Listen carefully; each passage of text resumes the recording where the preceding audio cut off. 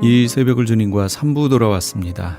크리스천 헤럴드는 신문을 시작으로 라디오, 이제는 공중파 채널인 18.88을 통해 텔레비전으로도 함께 하실 수 있습니다.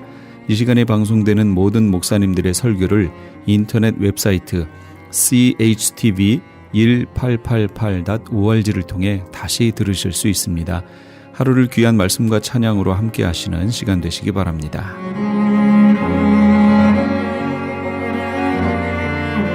이 새벽을 주님과 3부 돌아왔습니다. 이 시간에는 은혜와 평강교회 곽덕근 목사님께서 시편 30편 1절에서 12절까지의 말씀을 본문으로 슬픔이 변하여 춤이 되게 하시는 하나님이란 제목의 하나님의 말씀 전해주시겠습니다. 많은 은혜 받으시기 바랍니다. 먼저 다윗이 당한 고난을 한번 살펴보겠습니다. 우리가 살다 보면은요, 전혀 예기치 못한 고난이 찾아올 때가 있어요. 대부분의 사람들은요, 고난이 마치 남의 일처럼 생각하는 분이 있어요. 그러다가 막상 나에게 고난이 찾아오면 어떻게 해야 할지 힘들어하고 어찌할 줄 모르고 당황하는 분들이 많이 있습니다. 여러분, 우리가 결혼만 하면은 아기를 낳을 수 있으리라고 생각하는 분이 많은데, 불임 부부가요, 7쌍 중에 한 쌍꼴로 그렇게 추정이 돼요. 아기를 낳지 못하는 것도 어려움이지만 막상 임신을 해도요, 10명 중에 한두 사람은 자연이 유산이 됩니다. 여러분 가운데도 유산을 경험한 분들이 많을 거예요. 그리고 아이를 이제 낳았는데 장애 아이를 낳는 확률도 상당히 점점 높아지고 있고요.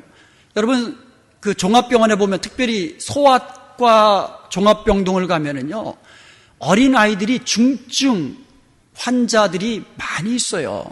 제가 목회를 하면서요, 어떤 가정에서 건강한 아들을 출산했다는 그 같은 전화를 받았습니다. 제가 축하해 주었고요, 함께 기뻐했습니다. 그런지 한두 시간도 지나지 않았는데 또다시 전화가 걸려왔습니다. 산모가 죽었다는 그런 비보였어요. 때로는요, 이 장성한 아들이 오전 내내 같이 있다가 다녀오겠습니다 하고 일하러 갔다가 뺑소니 교통사고 당하여서 청천벽력과 같은 소식을 듣는 그러한 성도들의 가정도 있습니다. 때로는 사업에 어려움을 당하고요, 때로는 가정에 어려움을 당하고요, 때로는 고치기 힘든 질병으로 나날이 하루하루가 고통스러운 나날을 보내는 분도 계십니다. 그때 왜 나만 이런 고난을 당하고 있습니까? 왜 나만 이런 고통을 겪어야만 합니까? 하면서 원망스러운 마음을 가질 수도 있습니다.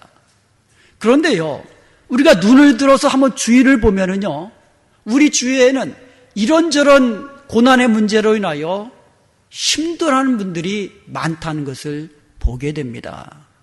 우리가 고난을 많이 겪는다 해도요, 다윗만큼 다양하게 힘든 고난을 겪은 사람도 많지 않을 겁니다. 다윗이 스올과 같은 깊은 수렁에 빠졌다고 합니다. 스올이란 말은요, 죽은 자가 들어가는 죽음의 자리예요.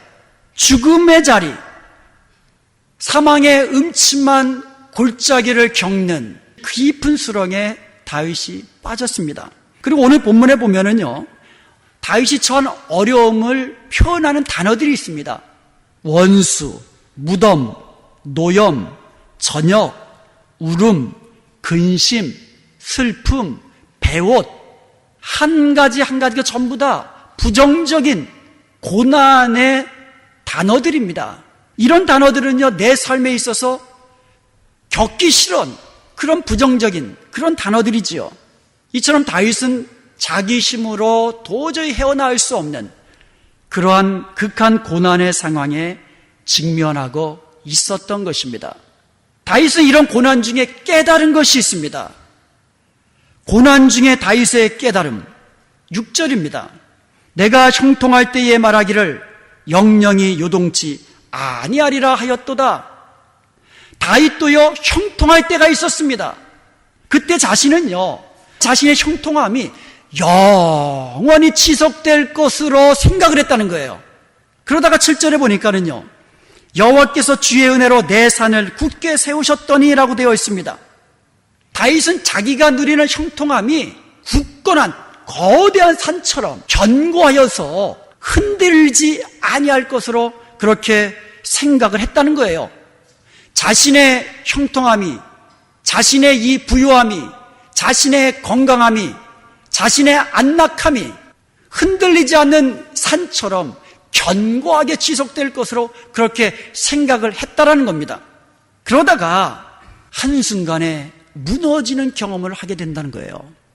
우리 성도들은요, 하나님의 은혜, 하나님의 도우심을 받아서 내가 이렇게 형통한 은혜를 누린다는 것을 우리는 기억해야만 합니다. 내가 형통할 때에 이것이 나의 힘이 아니라 하나님이 은혜로 주신 형통함이구나, 이것을 깨달으시길 바랍니다. 사람들이 형통할 때에 이것을 깨닫지 못하는 분들이 아주 많아요. 형통할 때에 하나님의 은혜를 잊어버리는 사람들이 너무너무 많습니다. 마치 내 힘과 능력으로 이 모든 것을 이룬 것처럼 교마해하는 사람이 많다는 겁니다.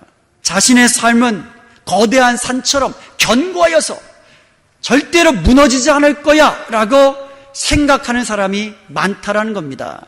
우리가 인생에 평안함이 있을 때 내 이 평안함은, 나의 이 형통함은 하나님의 은혜구나, 이렇게 고백할 수 있는 저와 여러분이 되시기를 간절히 소원드립니다. 그런데요, 다윗이 깨달은 것은 이렇게 영원토록 견고해서 무너지지 않을 것 같은 이 형통함이 한순간에 무너져 내리더라는 거예요.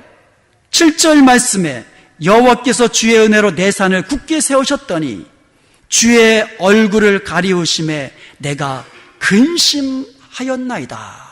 견고한 뚝 같은, 영원토록 무너지지 않을 것 같은 거대한 뚝이 조그만 구멍 하나로 말미암아 완전히 무너져 내리듯이 견고할 것 같은 나의 인생이 조그만한 고난의 문제로 인하여 한순간에 절망의 순간으로 떨어져 버리는 이와 같은 순간이 한순간에 찾아올 수 있다라는 거예요. 다윗이 깨달은 것은 이것입니다. 주의 얼굴을 가리우심에 내가 근심하였더니 하나님의 은혜가 아니면 내가 누리는 이 형통함은 한순간도 지속될 수 없는 거구나, 이것을 깨달은 거예요. 사람이 살다 보면은요, 언제 하나님의 은혜를 깊이 깨닫게 되느냐? 역설적으로요, 고난의 순간에 깨닫게 된다는 거예요. 내가 볼 수 있는 것에 감사하는 사람, 그것도 제일 크게 감사하는 사람 누구겠습니까? 시력을 잃어버린 사람이에요. 항상 보는 사람은요, 이게 하나님의 은혜라는 것을 생각하지를 못하며 지낼 때가 많아요. 그런데 고난으로 인하여 두 눈의 시력을 상실하였을 때에, 그때야 비로소 내가 볼 수 있는 것이 얼마나 큰 하나님의 은혜였다는 사실을 깊이 깨닫게 된다는 거예요. 다윗은요, 영원토록 흔들리지 않을 것 같은 형통한 순간이 한순간에 무너져 내릴 때에 그가 깨달은 것이 있습니다. 나의 평안함과 형통함은 하나님이 주신 은혜였구나. 내가 앞으로 형통하게 살아갈 수 있는 것도 하나님의 은혜뿐이구나. 이것을 다윗이 깨닫게 된 줄로 믿습니다. 고난의 순간에 우리도 깨달음이 있어야 돼요. 존 맥스웰이라는 목사님이 계십니다. 리더십의 대가예요. 그래서 제가 미국에서 공부할 때, 그 린츠버그에 있는 리버티 신학대학원에서 공부할 때에 그 리더십 컨퍼런스가 있었는데 이분이 메인 스피커로 오셨어요. 엄청나게 모였습니다. 그 자리에 저도 있었는데 직접 한번 들어보는 경험을 했는데요. 이분이 많은 책을 썼는데 그 중에 이런 책이 있습니다. 어떻게 배울 것인가. 영어로는요, Sometimes you win, sometimes you learn 이라는 그러한 제목을 가진 책입니다. 보통 사람들은요, 성공할 때가 있고 실패할 때가 있다고 이야기합니다. 이길 때도 있고 질 때도 있다고 합니다. 그런데 존 맥스웰 이 목사님은요, 이 책에서 이길 때도 있고 배울 때가 있다고 이야기합니다. 다시 말씀드리면 실패함을 통해서, 패배를 통하여, 넘어짐을 통하여, 고난과 역경을 통하여 배움의 기회가 된다는 거예요. 그와 같은 이 순간들이. 그리고 나의 삶을 성숙하게 만들고 우리의 믿음을 성장시키는 그와 같은 기회가 된다는 거예요. 그러므로 우리는 실패를 통하여 하나님이 주시는 깨달음과 교훈을 우리가 얻는다면 그것은 더 이상 실패가 아니라는 거예요. 배움이요 성장의 기회라고 우리가 말할 수 있다라는 겁니다. 실패와 역경을 통하여 배움을 얻으라는 것이에요. 실패와 역경을 통하여 믿음의 성장의 기회로 삼으라는 말씀이에요. 우리가 당하는 고난은요, 우리의 믿음을 연단시키고 훈련시키는 그와 같은 기회인 것을 여러분 믿으시기 바랍니다. 고난을 당하여 넘어져서 좌절하게 되면 그야말로 그거보다도 실패한 것도 억울한데 그것을 통하여 좌절하게 되고 헤어나지 못하게 된다면 이것은 얼마나 더 억울합니까? 그러나 내가 어려움 당할 때의 그 어려움을 통하여 나의 믿음의 성장의 기회로 삼고 하나님이 주신 은혜와 복을, 더 큰 은혜와 복을 누리는 기회로 삼는다면, 배움의 기회를 삼고 성장의 기회를 삼는다면 고난이 바로 우리에게 주시는 축복으로 변하게 될 줄로 믿습니다. 지금은 농가에서요 탈곡기를 이용하지만 옛날에는 도립개질을 한다 그러죠. 막대기에다가 곡식을 때리면 껍질이 벗겨지면서 이제 알곡이 나타나게 됩니다. 고대에서 바로 그와 같은 일을 하는 것을 트레블룸이라고 불렀습니다. 영어에서 고난, 시련이라는 이 말, 트리블레이션이라는 말이 바로 여기서 나왔다고 합니다. 추수한 곡식에서 알곡을 얻어야 되는데 그러기 위해서는 도립개질을 해야 하듯이 우리의 신앙 인격이 성장되어서 금 같은 신앙 인격자로 하나님 앞에 서기 위해서는 때로는 고난이라는 불을, 연단의 과정을, 어려움의 과정을 지나야 한다는 것이에요. 목회를 오래 하다 보면은요, 젊은 분들이, 목회를 오래 하신 그 목사님들이 젊은 목사들에게 권면하시는 것을 이제 많이 듣게 됩니다.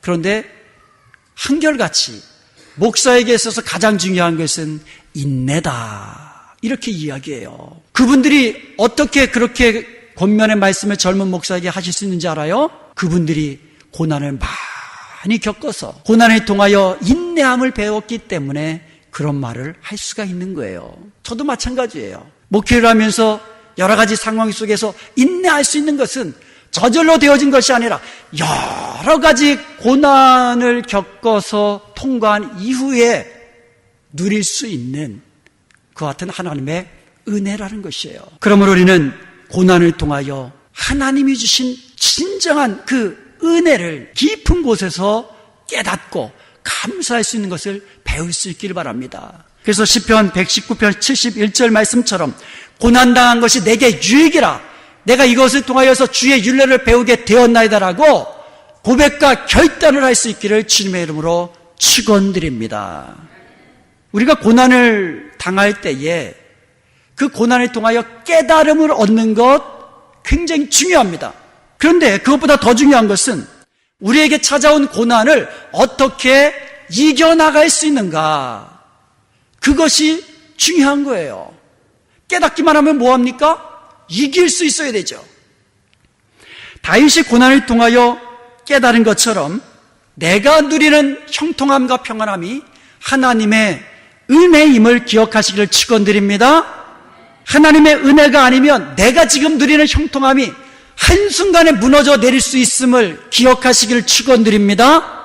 이 말은 곧 내가 고난의 순간에 고난을 이기고 하나님이 주시는 축복을 다시금 누리기 위해서는 하나님의 은혜가 필요하다는 것을 의미하는 말씀이에요.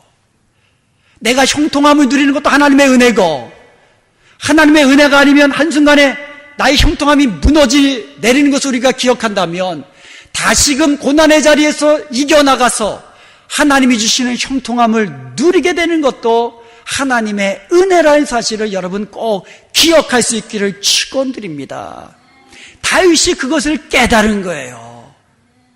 그래서 다윗은 고난의 자리에서 하나님의 은혜를 구하며 부르짖으며 기도하기를 시작한 거예요. 8절 말씀처럼 주님께 부르짖으며 여호와께 간구한 겁니다. 고난 중에 다윗의 기도, 이것이 바로 우리의 고난의 문제를 해결하는 비결인 것을 여러분 기억하세요. 다윗은 고난의 문제에 봉착하면 부르짖으며 기도드렸습니다.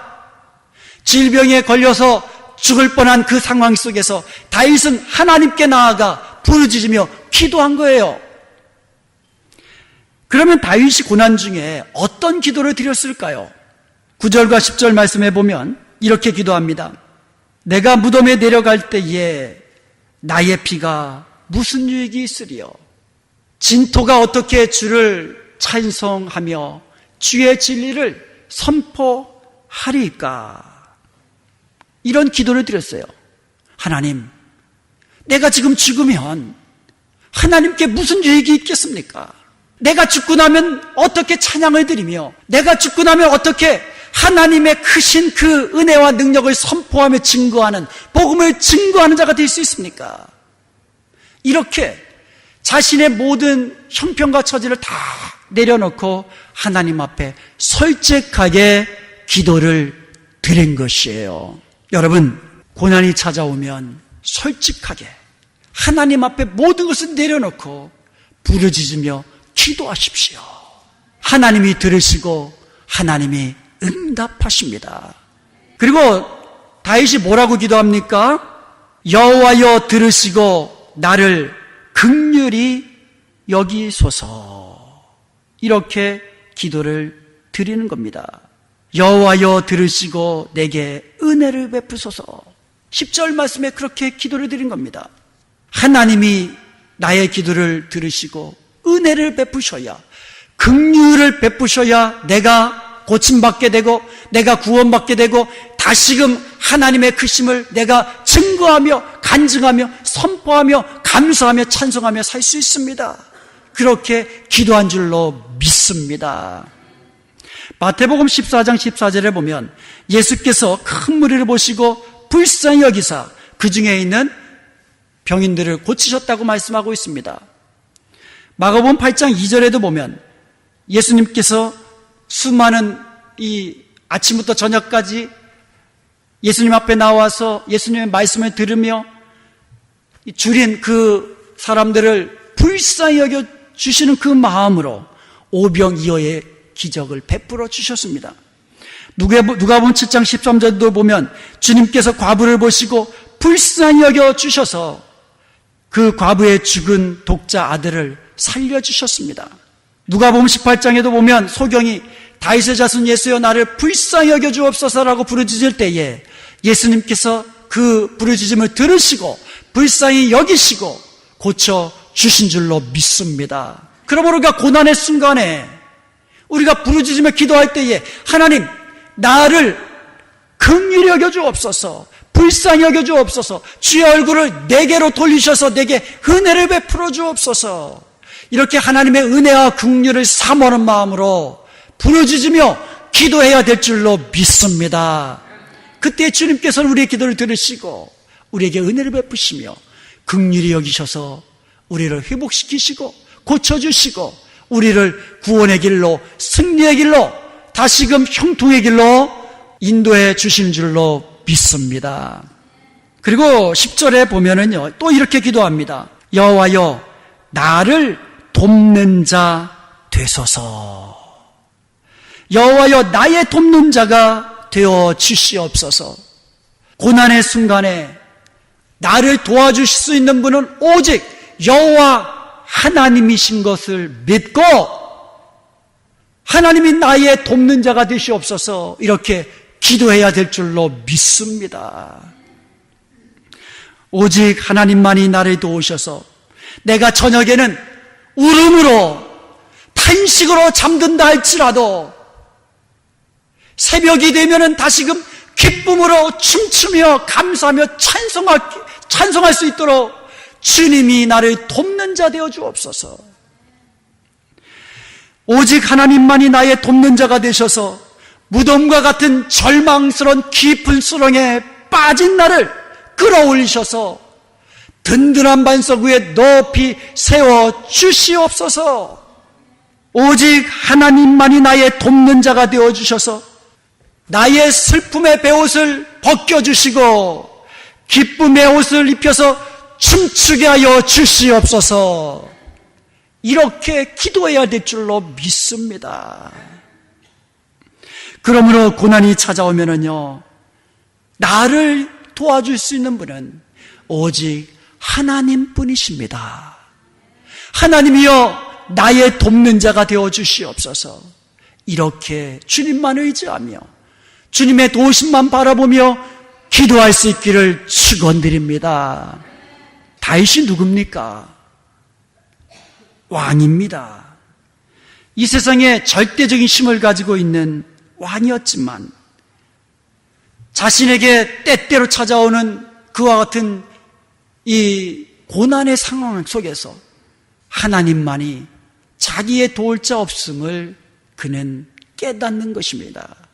이것은요, 그의 이전부터도 고난이 찾아올 때마다 하나님을 의지하고 하나님께 부르짖으며 기도했을 때 하나님이 주시는 구원의 은총을 경험한 사람만이 드릴 수 있는 기도인 줄로 믿습니다.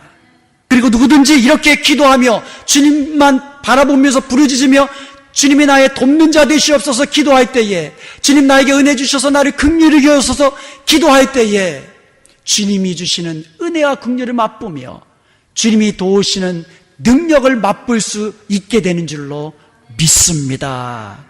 사랑하는 여러분, 고난이 찾아오면 하나님이 들으시고 응답하심을 바라보면서 하나님께 부르짖으며 기도하십시오.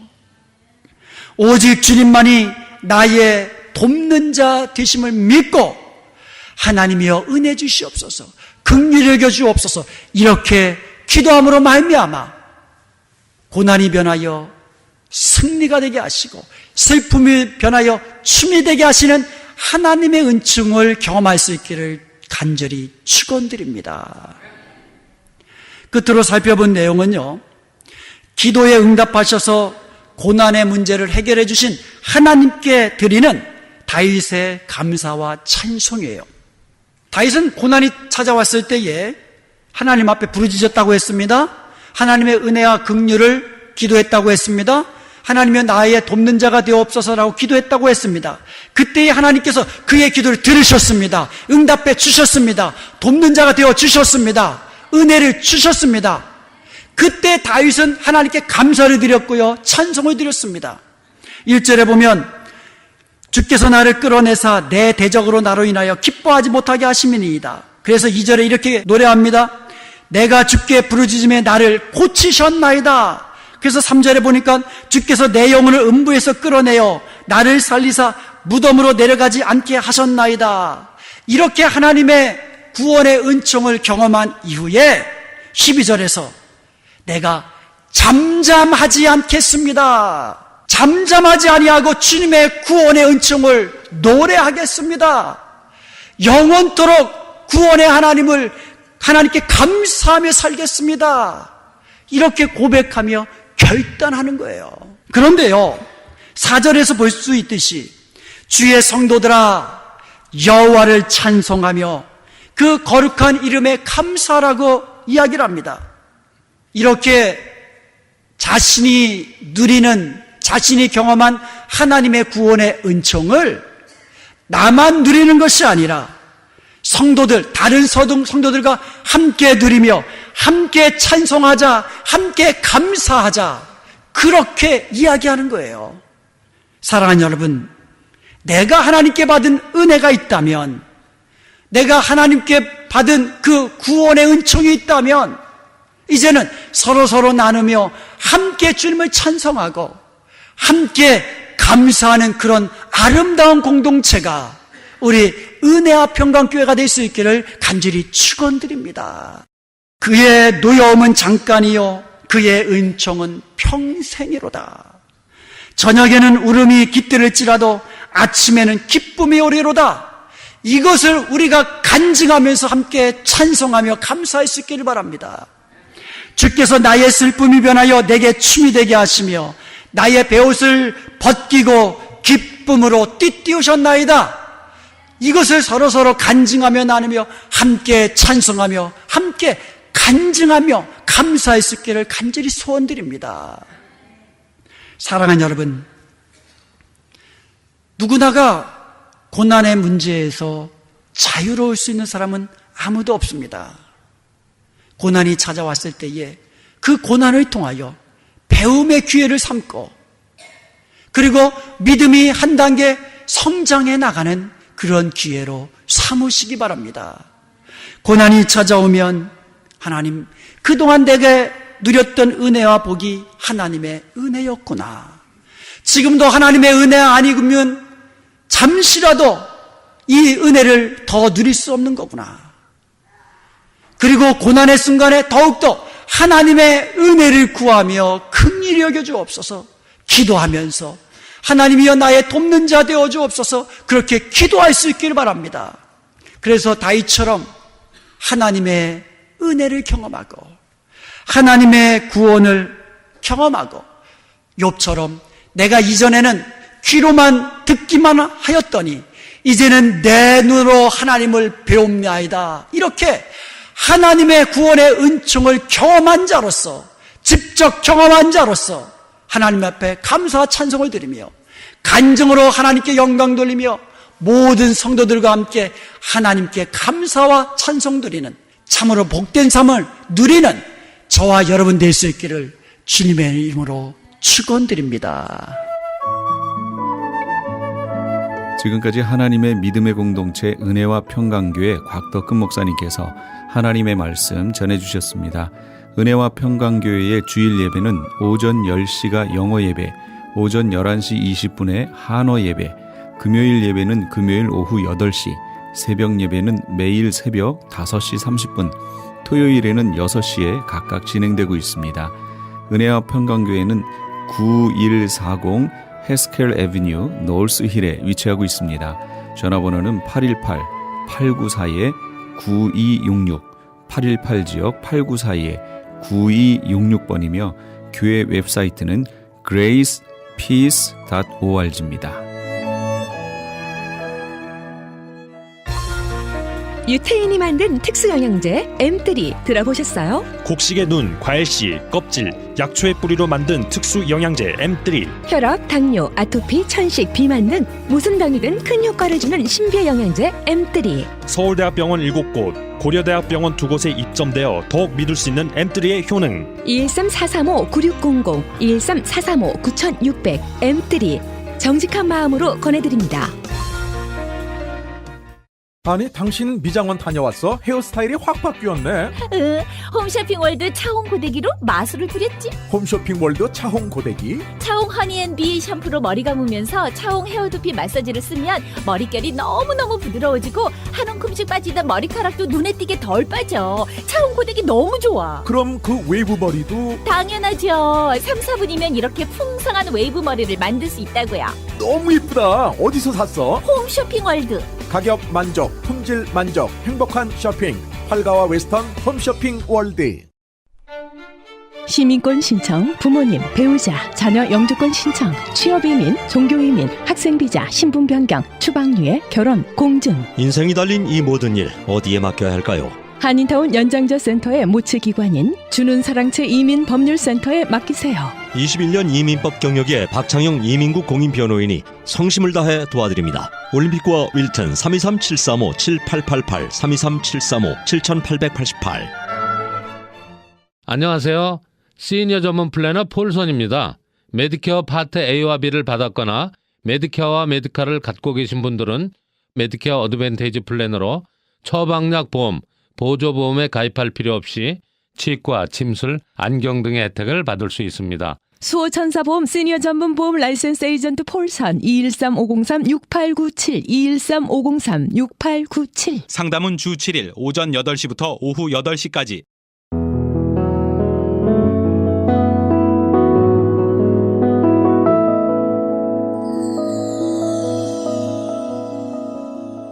지금 여러분께서는 AM 1650과 인터넷을 통해 미 전역과 전 세계로 방송되는 크리스찬 헤럴드의 이 새벽을 주님과 3부 함께하고 계십니다. 방송 시간과 설교 편성표는 크리스찬 헤럴드 신문 주간 편성표나 홈페이지 chtv1888.org에서 확인하실 수 있습니다. 계속해서 이 시간에는 주는 사랑채에서 보내드리는 말씀이 뼈에 사무치나이다 시간입니다. 오늘은 주는 사랑채를 담임하고 계시는 박창형 목사님께서 요한복음 19장 34절까지의 말씀을 본문으로 십자가에서 잉태된 교회란 제목의 하나님의 말씀 전해주시겠습니다. 할렐루야. 요한복음서 19장 34절에는 이렇게 기록되어 있습니다. 그중 한 군인이 창으로 옆구리를 찌르니 곧 피와 물이 나오더라. 오늘 본문은 요한복음서에 담긴 글 중 가장 중요한 성경 구절이라고 본인은 생각하고 있습니다.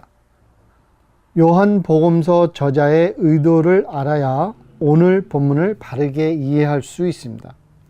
어떤 글이건 글의 의미는 글의 전반적인 맥락에 의해서 정해집니다. 예를 들어 어떤 편지에 나는 당신을 사랑합니다 라는 글이 들어있다면 그 글이 좋은 의미를 가지고 있는지 아니면 슬픈 의미를 가지고 있는지는 그 편지의 그 글의 내용에 의해서 결정이 납니다. 만약 나는 당신을 사랑합니다 라는 그 글이 오랫동안 사귀어오던 연인들이 헤어지면서 이별의 편지로 보낸 글 속에 들어가 있다면 이 글은 슬픈 글이 될 것입니다. 그러나 만약 이 글이 지금 막 사랑에 빠진 남녀가 서로 주고받는 편지 속에서 나온 글이라면 이 글은 행복한 글이요 좋은 글로 해석을 하게 될 것입니다. 요한복음서의 전체적 맥락을 통해 보면 로마 군인이 예수님의 옆구리를 찌르니라는 본문에 담긴 짧은 글은 인류 구원이라는 하나님의 계획을 마무리 짓는 중요한 사건을 묘사한 글인 것을 알게 됩니다. 요한복음 1장 1절은 태초에 말씀이 계시니로 시작이 됩니다. 이는 두말할 나위 없이 창세기를 염두에 둔 글입니다. 그러나 창세기가 주로 물질적 차원에서의 창조를 묘사했다면 요한복음서는 주로 영적인 차원에서의 창조 원리와 숨겨졌던 하나님의 비밀을 밝혀주는 책인 것을 우리는 잘 알고 있습니다. 만물이 우연하게 존재하고 목적도 의미도 없이 살고 죽고 끝나는 것이 아니라 모든 것들의 시작과 끝과 그 과정을 결국은 하나님께서 주관하신다는 사실을 요한복음서는 밝혀주고 있습니다. 그래서 제2의 창세기라는 관점에서 오늘 문서의 의미를 묵상해 보려고 합니다. 첫째로 오늘의 본문을 이해하기 위해서는 성경에 담겨 있는 첫 아담 그리고 둘째 아담에 대한 개념을 공부해야 합니다. 고린도전서 15장 45절에는 이렇게 기록되어 있습니다. 기록된 바 첫사람 아담은 생명이 되었다 함과 같이 마지막 아담 즉 예수님은 살려주는 영이 되었나니 그러나 먼저는 신령한 사람이 아니요 육의 사람이요 그 다음에 신령한 사람이니라. 첫 사람은 땅에서 났으니 흙에 속한 자이거니와 둘째 사람은 하늘에서 나셨느니라. 이렇게 예수님을 기준으로 첫 아담을 묘사하고 있습니다. 고린도전서 15장 21절에는 이렇게도 묘사하고 있습니다. 사망이 한 사람으로 말미암았으니 죽은 자의 부활도 한 사람으로 말미암는도다. 아담 안에서 모든 사람이 죽은 것 같이 그리스도 안에서 모든 사람이 삶을 얻으리라. 이렇게 성경은 예수님을 중심으로 첫 아담을 설명해 주고 있습니다. 예수님이 없는 상황에서 아담을 보게 되면 하나님께서 세상을 창조하셨을 때 만든 첫 사람이요, 그로부터 인류가 시작됐다라고 하는 그런 어떤 역사적인 차원에서만 볼 수 있게 됩니다. 그러나 아담을 첫 인간이라는 사실 외에 그가 상징하는 죄성, 그리고 죄에 대한 결과와 해결이라는 영적인 관점에서 조명하면 예수님의 역할을 우리가 알게 되고 확인하게 되는데, 아담을 첫 인간이라는 사실로만 볼 수도 있지만 예수님께서 오신 이후에 우리가 다시 그 원점으로 돌아가서 하나님의 전체적인 차원에서 이제 영적인 비밀이 밝혀진 차원에서 아담을 보게 되면 그로부터 말미암아 죄가 세상에 들어온 것을 알게 되고 그 죄를 인류가 스스로 해결할 수 없는 낙관적인 결론에 도달을 하게 되는 것이에요. 그 시점에서, 그러한 관점에서 우리가 예수님을 보게 되면 예수님을 둘째 아담이요 예수님으로 온 것은 생명이라는 논리를 우리가 성경을 통해서 알게 되는 것입니다. 즉 예수님이 없는 세계에서, 예수님이 없는 관점에서 아담을 보게 되면 단순히 첫 인간일 뿐이에요. 그렇지만 예수님께서 인류를 구원하러 오신 하나님의 아들이라는 그 관점에서 보게 되면 아담을 통해서는 죄가 들어오고 죄로 말미암아 세상에 사망이 온 것을 우리가 알게 되는 것이고, 그 사망, 그 죄를 해결하기 위한 답을 예수님께서 제시해 주시고자 두 번째 오신 아담이다, 이렇게 우리가 성경을 통해서 알 수가 있는 것입니다. 또 오늘 본문을 이해하기 위해서는 아담과 예수님과 관련된 장소도 중요합니다. 우리가 잘 알다시피 아담이 소개된 곳은 에덴 동산입니다. 에덴 동산은 일종의 밭이기도 합니다. 물이 흐르는 강을 끼고 있는 동산은 생명체가 번식하는 지역입니다. 근데 물리적인 차원으로 보면은 동산이거나 밭으로 우리가 볼 수 있지만 영적인 차원으로 보면 다듬어져야 하는, 양육되어야 하는 하나님의 백성을 상징하기도 합니다. 하나님은 이사야서와 예레미야서 등을 통해 하나님의 백성을 포도밭 등으로 묘사하고 있는 것을 우리가 잘 알고 있습니다. 그래서 육적인 차원으로 볼 때 아담의 본 직업은 정원 관리자 또는 가드너였다고 할 수 있습니다. 밭을 관리하는 사람입니다. 그러나 예수님이 오신 후 영적인 차원에서 다시 보게 되면 첫 아담에게는 인류의 아버지로서 번성하고 자녀들을 하나님 안에서 바르게 양육하여 하나님을 믿는 사람들로 세상에 번식하게 하는 게 하나님의 원래 목적이었다는 거예요. 이 온 지구를 만드시고 온 지구에서 작은 공간을 선택하셔서 거기를 에덴의 동산이라 이름하셨는데, 원래 하나님의 목적은 그 에덴 동산 안에서만 모든 활동이 이루어지는 것을 원하셨던 것이 아니고 거기를 기점으로 해서 점점 번식해서 하나님의 나라가 이 세상에 널리 퍼져나가는, 그래서 궁극적으로는 이 세계가, 이 세상이, 이 지구가 하나님께서 원하시는 동산, 하나님을 섬기는 동산, 즉 하나님을 예배하는 동산이 되기를 원하셨던 것입니다. 그런 차원에서 보면 첫 아담은 에덴 동산, 즉 하나님의 나라를 관리하고 넓혀가는 책임이 원래 목적이었습니다. 그러나 하나님과의 관계가 끊어지면서 목숨만 연장하는 차원에서의 고된 노동을 치르는, 밭을 기르는, 땅을 일구는 그런 사람으로 탈락하고 만 것입니다. 그래서 창세기 2장 5절이나 3장 18절, 4장 12절 등을 보게 되면 하나님과의 관계 속에서만 가능한 삶의 의미를 상실한 채 한정없이, 무한정으로, 목적 없이 고된 노동만 해야 하는 그런 운명을 사람은 가지게 된 것입니다. 절망에 이르는 것이죠. 이 일을 어떻게 회복할 것인가? 이것이 인류에게 주어진 숙제였는데 그 숙제를 답을 하나님께서는 예수님을 통해 준비하셨던 것입니다. 죄성을 어떻게 회복할 것인가? 이 죄의 문제를 어떻게 해결할 것인가?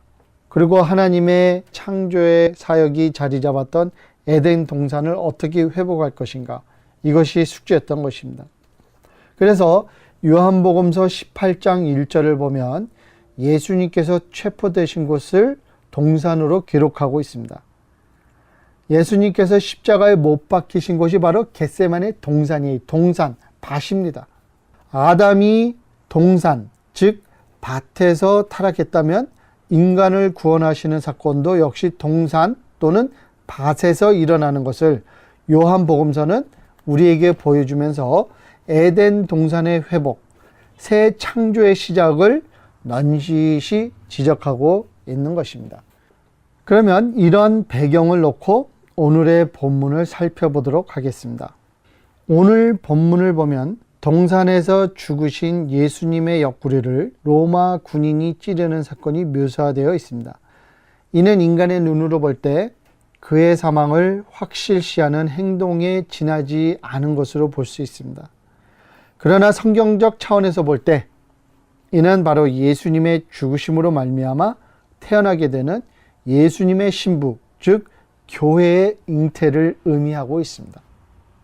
창세기 2장 21절, 22절을 보면 아담의 아내인 이브가 생겨나는 과정이 설명되어 있습니다.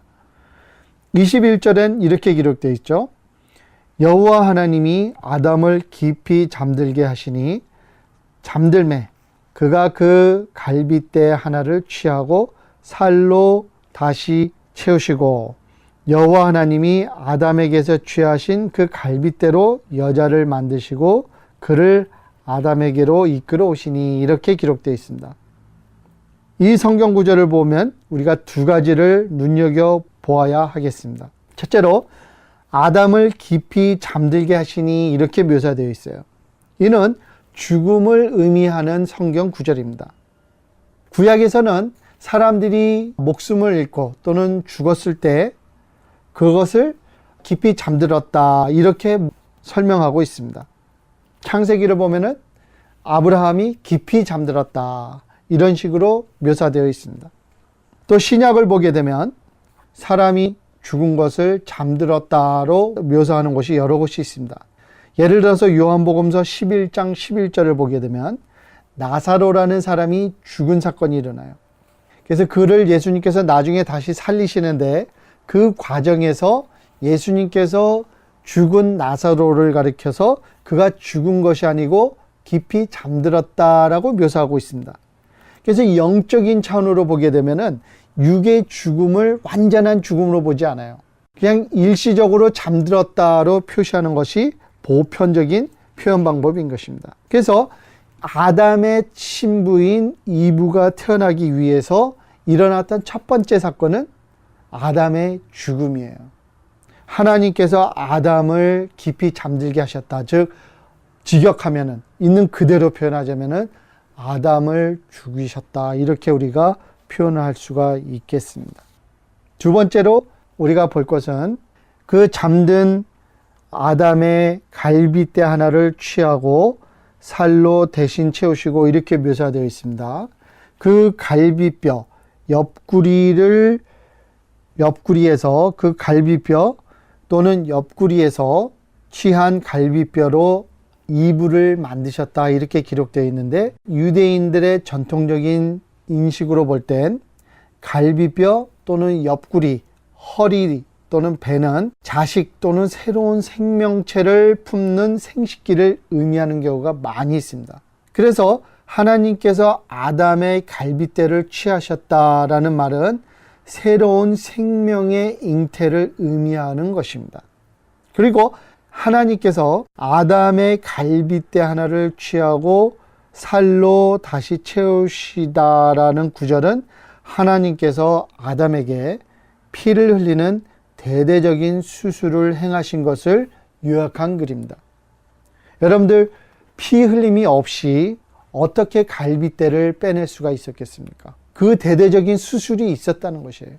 그 피 흘리는 수술이 있었기 때문에, 아니면은 그 피 흘리는 수술로 말미암아, 아니면 그 피 흘리는 수술이 있어야만이 이브가 태어날 수 있었던 것입니다. 그래서 첫 아담이 아내를 얻기 위해서 일어나야 했던 두 가지 전제 조건이 있습니다. 그것은 첫째 아담이 죽어야 했었던 것입니다. 그리고 두 번째는 대수술이 필요했던 것이에요. 그래서 이 수술하는 그 의미를 우리가 다시 예수님께서 오신 이후에 영적인 눈으로 다시 한번 해석을 해볼 필요가 있습니다. 에스겔서 등 이사야서, 예레미야서를 자세히 보게 되면은 사람의 마음을 도려내고 사람의 생각을 바꾸고 사람이 잘못된 것을 회개하고 완전히 돌아서서 새 사람이 되는 것, 그런 사건을 가리킬 때 마음의 수술을 한다, 이런 식으로 표현을 하고 있거든요. 그래서 에스겔서 11장 19절에는 이렇게 기록되어 있습니다. 내가 그들에게 한 마음을 주고, 하트예요. 여기서 마음은 하트입니다. 하트는 생명체가 담겨져 있는 기관이에요. 그래서 한 마음을 주고 그 속에 새 영을 주며 그 몸에서 돌 같은 마음을 제거하고 믿지 않는 마음, 세상에 물들어 버려서 굳어진 마음, 딱딱한 마음, 사랑이 없는 마음, 이런 마음을 제거한다, 이렇게 묘사하고 있는데, 이것도 수술하는 모습이에요. 도려낸다는 거예요. 나쁜 것을 도려낸다. 옛날 것들, 옛날 생각들을 도려낸다. 옛날 사람, 옛날 생명체를 도려낸다. 그리고 그 안에 새 마음을, 새 영을 심어준다. 이런 식으로 표현이 되어 있는 것을 우리가 알 수가 있습니다. 에스겔서 18장 31절에도 유사한 말이 기록되어 있는데, 너희는 너희가 범한 모든 죄악을 버리고 새 마음과 새 영을 받을지어다, 이렇게 기록되어 있어요. 새 마음, 다시 new heart, 새로운 인간의 새로운 생명체를 의미합니다. 새 마음과 새 영을 받을지어다, 이렇게 기록하고 있어요. 그래서 첫 아담이 이브를 잉태하기 위해서 죽어야 했고 또 대수술을 받아야 됐다라고 하는 그 의미를 후세는 계속 이렇게 수술받다, 새로운 마음을 갖다, 변화되다, 거듭나다, 이런 식으로 설명을 해주고 있는 것입니다. 그래서 구약에서 설명되어지고 있는 심장 수술, 마음의 수술, 영혼의 수술을 우리가 신약에 들어와서는 거듭남으로 또는 회개함으로 또는 돌아섬으로 우리가 일치해서 이해를 할 수가 있다는 것이죠. 그러면 이러한 배경 등을 놓고 결론에 들어간다면, 요한복음 3장 29절 등을 보면 성경은 교회를 예수님의 신부로 묘사하고 있습니다. 그리고 교회가 태동하는 데 따르는 고통을 여자가 해산하는 고통으로 요한복음서 16장 22절은 또 묘사하고 있습니다. 때문에 로마 군인이 죽은, 오늘 본문을 보게 되면 예수님께서 벌써 죽으셨어요. 그 죽으신 상태에서 창으로 그 옆구리를 찌릅니다. 그 옆구리를 찌르는 사건을 묘사한 것은, 로마 군인이 예수님의 옆구리를 찌르는 것을 그냥 표면적으로 묘사하려는 것이 아니라, 요한복음서 저자는 그 사건의 묘사를 통해서 바로 예수님의 죽으심으로 말미암아 잉태되고 태동하게 될 교회를 의미하고 있는 것을 우리가 알게 되는 것입니다. 첫 아담이 죽어야 이브가 잉태가 되었습니다. 예수님께서 돌아가셔야만이, 돌아가심으로 말미암아 교회가 잉태될 수 있었던 것입니다. 그래서 그 군인이 창으로 옆구리를 찌르니 피와 물이 나오더라, 이렇게 기록되어 있거든요. 예수님, 즉 육신을 가진 예수님, 혈육을 가진 예수님이 죽으신 그 몸에서 나오는 피, 즉 생명, 생명을 줄 수 있는 깨끗한 피, 영의 피, 우리 영혼을 맑게 해줄 수 있는, 우리의 죄를 씻어줄 수 있는, 사죄해 줄 수 있는 대속적인 깨끗한 피가 흐른 것을 우리에게 보여주고 계시는 거예요. 예수님께서 육신으로 계실 때 흘리신 피가 아니라 벌써 육신으로 계실 때는 돌아가셨어요. 그 돌아가시고 난 이후에 흘린 피라는 거예요. 깨끗한 피, 혈육에 속하지 않은 피라는 것입니다. 그래서 그 피와 물이 흘렀다. 즉 인간의 죄를 씻어줄 수 있는 물이 흘렀다는 거예요. 그래서 우리의 원죄가 해결이 되고 우리가 이 세상에서 짓는 죄가 해결이 되는 거예요. 그래서 죄의 결과를, 죄가를 해결해 주셨고 인간이 짓는 죄를 씻어주는 그 물이 흘렀다, 이렇게 기록되어 있습니다. 오늘은 예수님께서 받으신 고난을 주제로 말씀 나누지 않으려고 합니다. 오늘 다루고자 하는 중요한 주제는 바로 첫 사람이 죽어야 하는 영적 법칙에 대하여 의논 나누고자 하는 것입니다. 첫 아담이 죽음으로 이브가 잉태되었듯이 예수님을 바르게 영접하기 위해서는 예수님 만나기 전에 우리 자신이 죽어야 하는 영적 필요성을 생각해 보기를 원하는 것입니다. 현대 교회가 고민해야 하는 가장 큰 중심적인 이슈는 여기에 있다고 생각합니다. 우리의 첫 인격체가 죽지 않고서는 예수님의 신부가 될 수 없다는 영적 법칙을 우리는 생각해 보려고 하는 것입니다. 사도 바울께서도 이 문제로 죽으시는 날까지 고민하셨고 씨름하셨습니다. 고린도전서 15장 31절에서 나는 날마다 죽노라 라고 고백하십니다. 예수님을 만나기 전에 중요시 여기던 세상 것들을 모두 배설물로 여긴다라고 고백하셨습니다. 거듭난 사람에게는 무엇이 중요합니까? 이웃 사랑입니다. 배우자를 사랑하는 것, 자녀와 부모를 사랑하는 것, 직장에서 만나는 동료를 사랑하는 것, 사장님이 직원을 사랑하는 것, 집주인이 입주자를 사랑하는 것, 사랑이 중요하다는 것입니다. 너무 많은 사람들이 거듭나지 않은 상황에서 축복을 추구하는 것을 봅니다. 너무 많은 사람들이 세상 것들을 추구하면서 자녀들과 가정을 잃는 현실을 봅니다. 현실에서 보이는 열매를 보면 우리의 가정이라는 동산은 매우 건조해 보입니다. 현실에서 보면 우리의 마음의 밭은 너무 굳어 있습니다.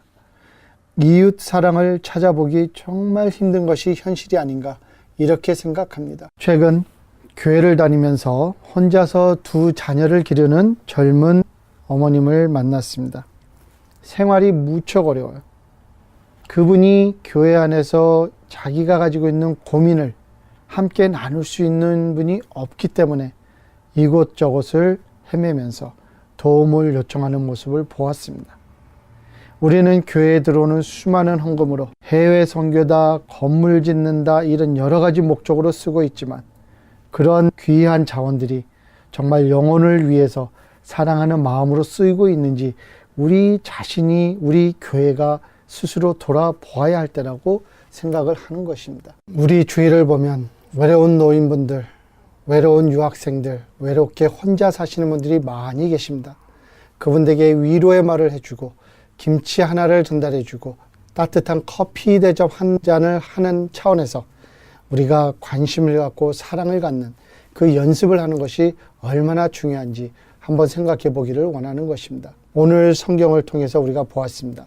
우리 교회가 잉태되는 것은 예수님의 죽으심으로 말미암은 것이고 그분의 죽음을 본받아서 우리 그리스도인들이 예수님의 신부가 되기 위해서는 우리 자신도 죽어야 된다는 그 영적 법칙을 우리가 깨닫고 우리가 날마다 기도하면서 하나님 앞에 무릎을 꿇고 우리의 하루하루 변화할 수 있는, 하루하루 승리할 수 있는 하나님의 축복을 기도하시는 여러분과 저가 되기를 주님의 이름으로 축원합니다.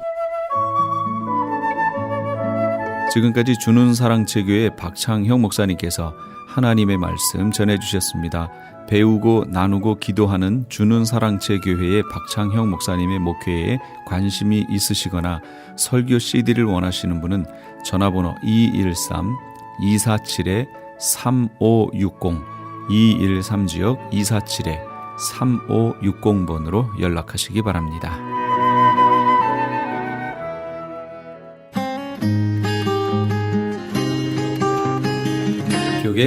게시판.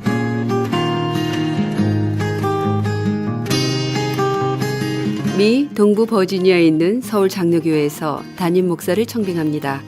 학력은 MDiv 이상이고 목사 안수를 받은 후 5년 이상의 목회 경력과 KPCA 해외 한인 장로교 교단 가입에 결격 사유가 없으시고 영어가 가능하셔야 합니다.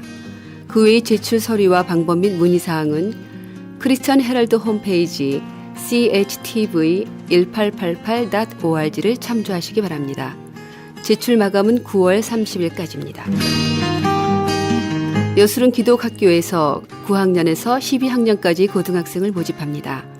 여술은 기독학교는 선교사 및 목회자 자녀를 대상으로 믿음과 지식, 암과 삶이 동일한 올바른 자녀를 양육하고 그들이 세상에 나갈 수 있도록 준비하는 것을 도와주며 더 나아가 하나님 나라와 그 일을 위해 자신의 삶을 드릴 수 있는 그리스도의 진정한 군사들을 길러내는 것을 목적으로 합니다.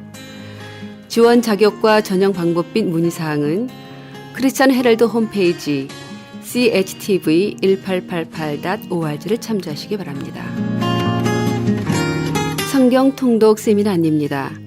하나님의 마음을 알아가는 성경 통독 세미나가 8월 20일 토요일 오전 9시부터 오후 4시까지 벨리 지역에 있는 온누리교회에서 개최됩니다.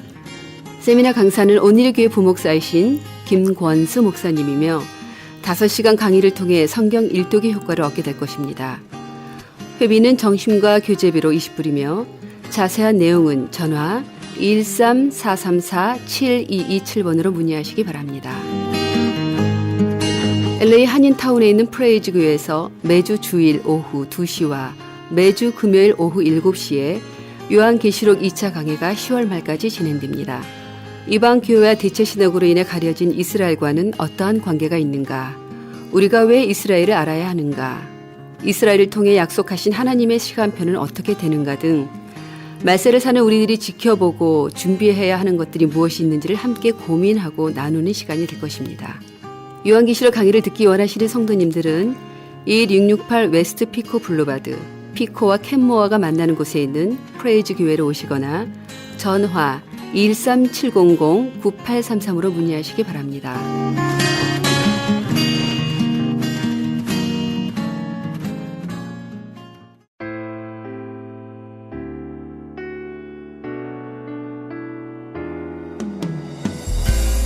대부분의 사람들은 모든 종류의 경쟁과 싸움에서 멋지게 이기고 싶어 합니다. 하지만 어떤 싸움은 지는 것이 이기는 싸움도 있을 수 있음을 꼭 기억해야겠지요. 마귀의 세력과의 힘 대결에서는 반드시 이겨야겠지만 하나님의 은혜의 덕을 선전하고 증거하는 면에서는 져주는 것이 더 좋습니다. 왜냐하면 내가 아닌 예수 그리스도가 드러나야 하기 때문이지요. 그래서 우리는 매 순간에 이렇게 질문해 봐야 합니다. 무엇이 하나님의 영광을 드러내는가? 오늘도 무조건 이기기를 힘쓰기보다는 이것이 무슨 싸움이며 어떻게 하는 것이 하나님의 영광을 더 잘 드러내는가를 기도해야겠습니다. 오늘도 하나님의 영광을 드러내시는 그런 하루가 되시기 바랍니다. 지금까지 크리스천 헤럴드 방송에서 보내드린 이 새벽 울주님과의 정영철이었습니다. 고맙습니다.